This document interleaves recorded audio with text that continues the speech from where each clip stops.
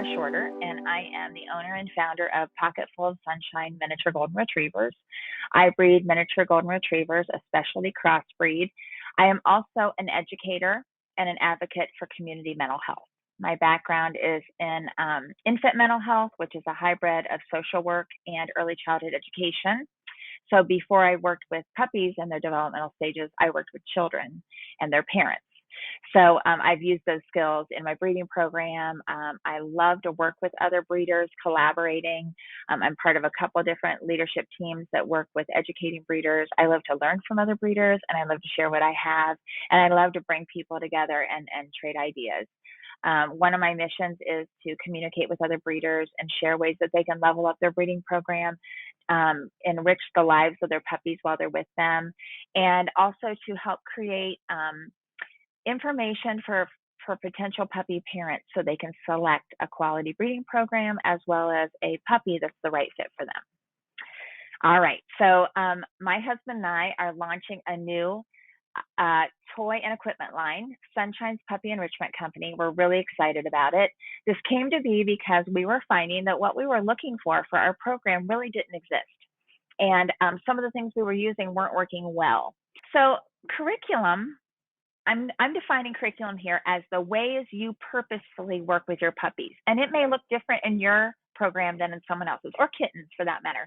This is the ways that you interact with them, the experiences you give them that create their early formative time before they leave your program.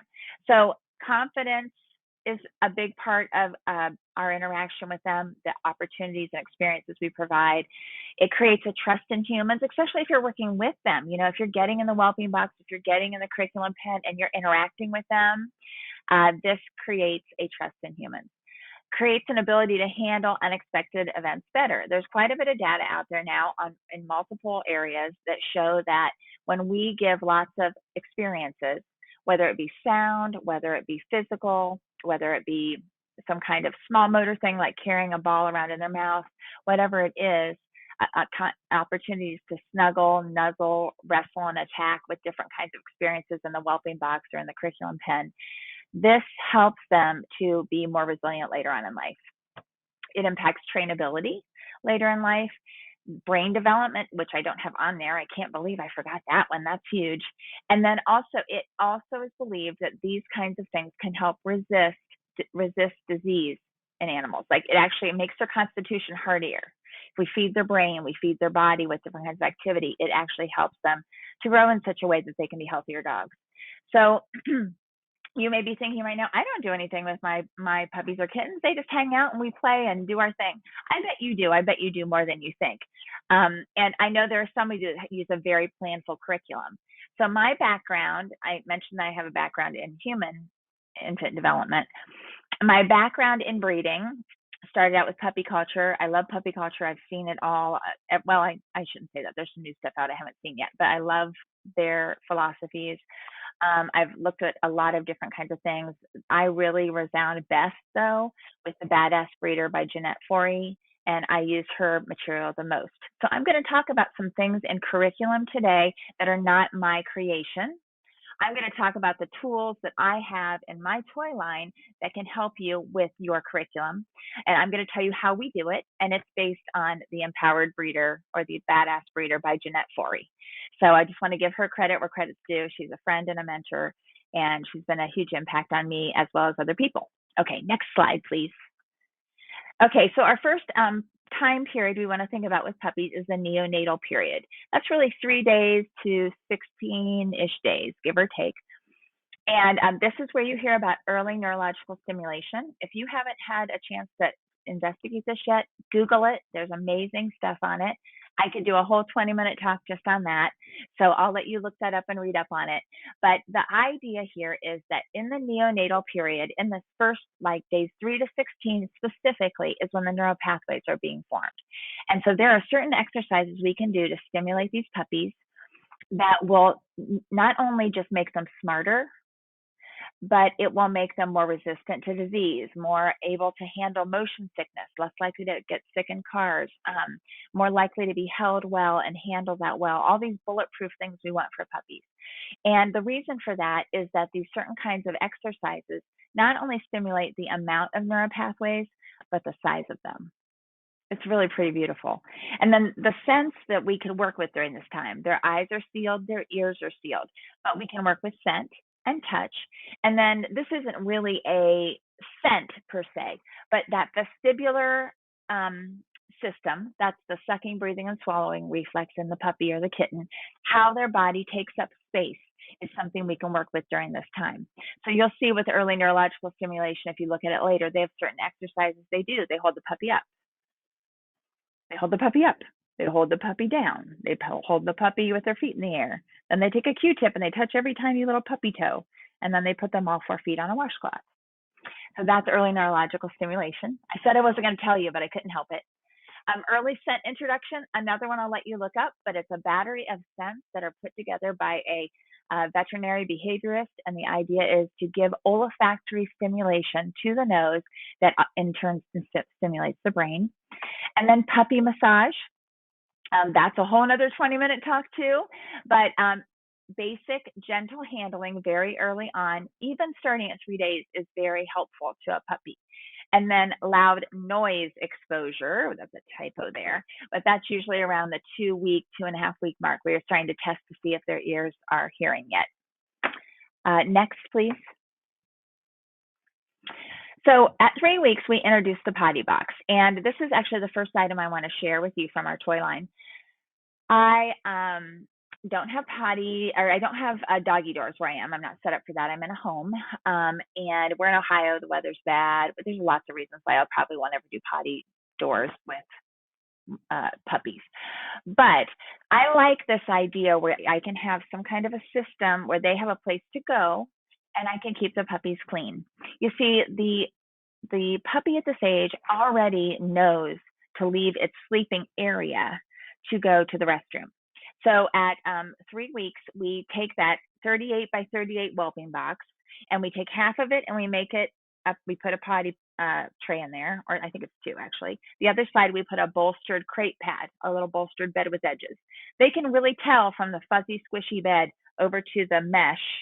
You can see in my picture there, those are 1x1 rubber coated wire. They immediately, within like an hour, are walking on it and their feet aren't falling through it. The holes are way bigger than their feet. They immediately figure it out. But they want to go over there. They don't want to go in their bed. And if there is one that the puppy's not getting it, the mom teaches them. She'll nuzzle them over, lick their little bottoms as if to say, we go to the bathroom here, because by then they do go to the bathroom independently. And then she'll go to the next one and check them. You know, she makes sure that they understand. Mom doesn't use the box, of course. She goes outside, but she understands that the puppy should. So the things you want to look for before you put a potty box in around the 3-week mark. Okay, so developmental milestones determine the next step. So before you put in that potty box, you're looking for first steps. You want them to be walking. Their eyes are open. Their hearing is confirmed. And that when you come to the whelping box, they're coming to see you.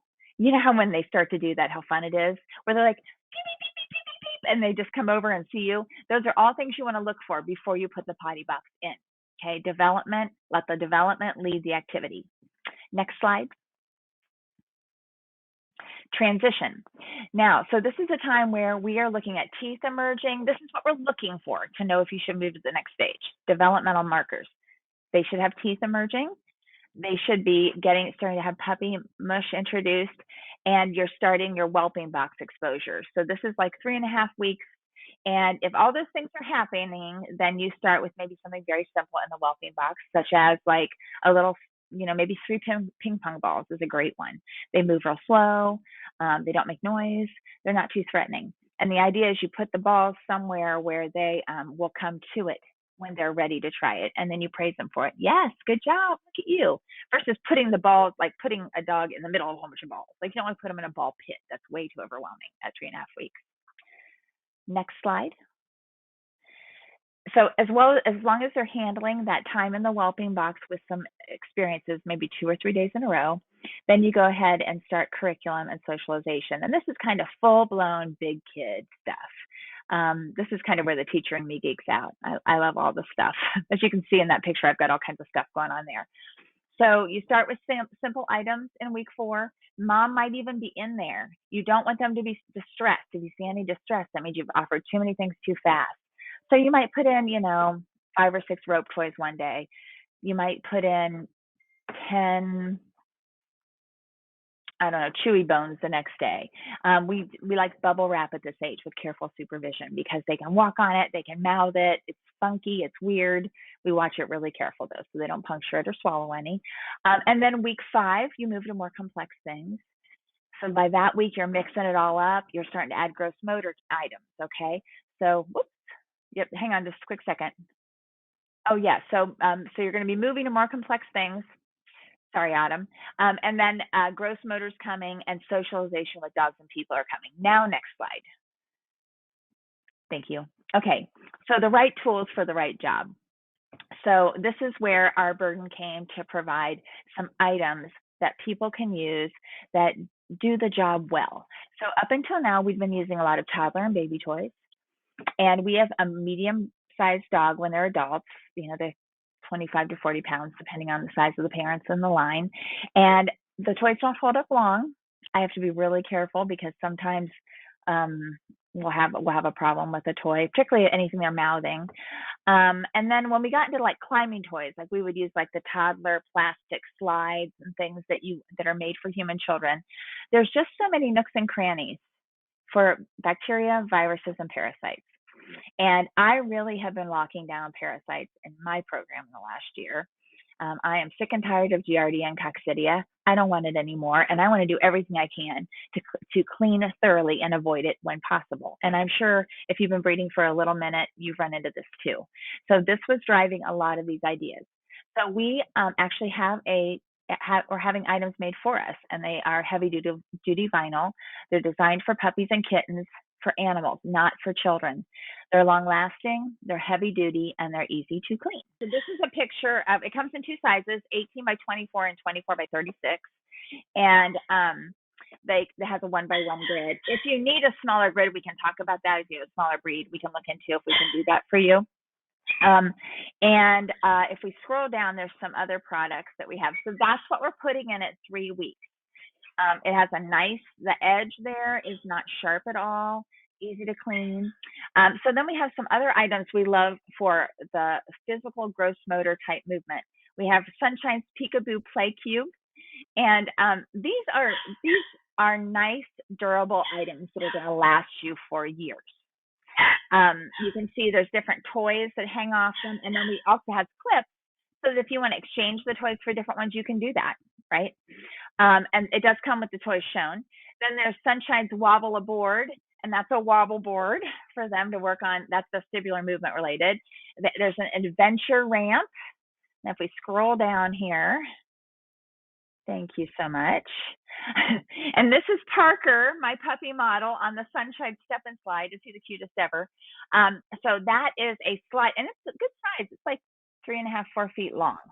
So it has a nice slope up with stairs and then a nice slide down, but it's not so steep that it's slippery to the younger puppies. So Parker's 11 weeks old. He's staying with us for board and train, but we've had puppies at 4 weeks climbing that, no problem. And not, afraid of it or not, freaking out because they slide down too fast. The Sunshine's Big Top Toy Spinner is probably my favorite find of them all. So again, it has these 6 areas with these clips, so you can exchange toys as you prefer. It comes with the one shown, and not only can they grab it and mouth it, but it spins. And so when you think about developmentally how these toys grow and change with the puppy, at 4 weeks when I have it there, they're just like experimenting with it, mouthing the toys. By 6.5 weeks, they've learned how to make it go, and they're chasing stuff, and they're chasing like they really get it. Like it's really fun. So as the puppies grow, the toy kind of grows with them. The swinging gym there, the red swing, this is the other really fun big hit. So as you can see, it's got double chains on each side. So when the puppy gets on, it stays stable. What was amazing to me, though, within a week of utilizing this toy, every puppy in the litter could jump on it and swing and then figure out when to jump off so it wouldn't hit them in the butt when they got off. I mean, like the mind work going on here, the muscle control is really remarkable. I was very impressed by that. And then, of course, you have more toy areas here for interaction. And then the last one is the teeter totter for Todd. And just a super cute, great way for them to experiment with cause and effect. So these items are ones that you can use from that 4 to 8 week period. They also are great, like we have Parker staying with us for board and train from 8 to 12 weeks. Kept his interest very well. It has been an excellent fit for our program. Here's the best part, though.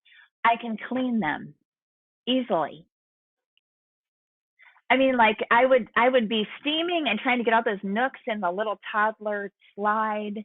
I never can get in. Like I used to use a sit and spin. You can never get all the grime, and you never know what's in there. You can't get all the parasites out and stuff. And so I love this because I can really control my parasite load, any kind of sanitation issue. If they poop on it, who cares? It cleans up in no time. So we've been really happy with these. Now, we are home breeders. We have a very small space. So I don't have like a big, unfortunately, a big playground set up for everyday use. We rotate them, but these toys work both ways very well. So like if you need to be able to, every couple of days switch out a toy and then have small, things for handling, things they can pick up and carry and whatnot, you can do that. If you have a space to set up a permanent play yard, which I think is awesome, these work well for that too, because each of these toys grow with the puppy. So like, for example, the slide, the step and slide, in the beginning, they're just kind of climbing up and going down. But by about week 6 and a half, they start to play King of the Mountain with each other. Remember that from junior in elementary school, where you're at the top of the slide and people try and get you. So like they start to play these games as they advance. So it's these intellectual developments that combine with the gross motor. And then as you're working with them, if you can be working with your puppies when you're doing all these things, you're building that human dog trust that is so vital to a lifelong pet, relationship with its owner. So we're excited about these items. Thank you. We've been developing this. This has been in the works for some time. I kept trying to find somebody who already made what we wanted, and we realized we just needed to make what we wanted. So we're really excited. And yeah. And we will have some other things coming, but this is our start, these 8 items.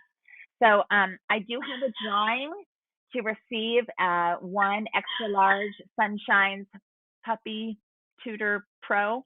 I think it's what we call it, the potty box.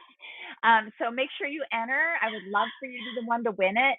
And we're still working on some pricing and things. We should have that out by Monday. But the website to go to, in case you'd like to go there, is pocketfulofsunshine.goldenf.com. And then there's a little shop button, click shop. And then the first choice there is Sunshine's Puppy Enrichment Company. And I'd love to have you there. I'd love to have you fill out the email listing to be in the drawing for the potty box. And I'm so glad that I got to speak with you today. Thank you for having me.